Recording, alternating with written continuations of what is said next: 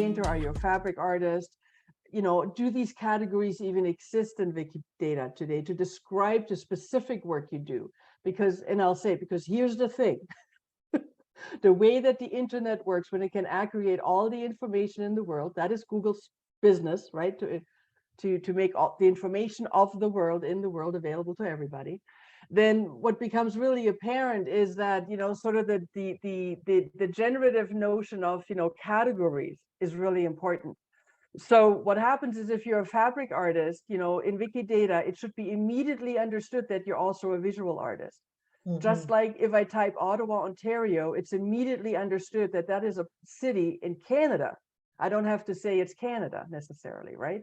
Or if I use, the longitude, latitude, it's immediately understood these other relationships that exist to that data point, right?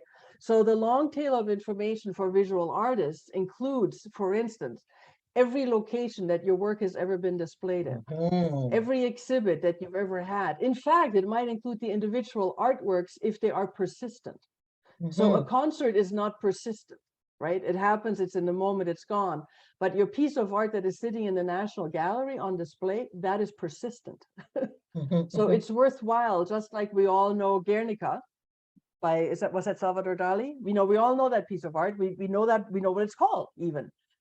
Some of us might even know what certain pieces by Picasso are called. Well, there's nothing holding us back from describing our artworks in that level of detail.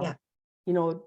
Moment of creation, where it's been displayed, what exhibits it's been part of on Wikidata.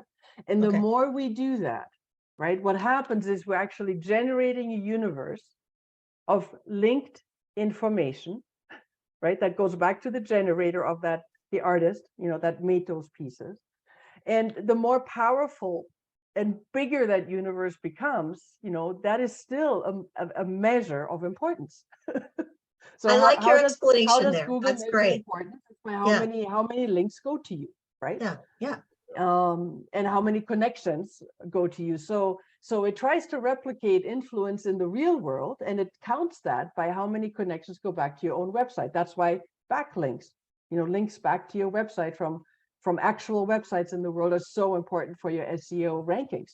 Because if you have no links going back, even if you have the most authoritative, website in the world, other websites will supersede you in search results because they're a hub and you're not. Because by virtue of becoming a hub, you become important. So it's very hard to fake that. Like an unimportant person cannot become important just by generating, 50,000 websites that they themselves own. Like Google will figure that out pretty quickly, however they do that. So it's got to be legitimate, right? But one of the issues that we're running up against is that people who are perfectly legitimate have very thin online presences. And one of the things that we can do as interested, bystanders, like I'm not the artist, but I'm interested in Canadian art. I can actually go into Wikidata and affect that content. I can add to it. And all that Wikidata asks me to do is to reference those pieces of content with some type of authoritative source. That's it. So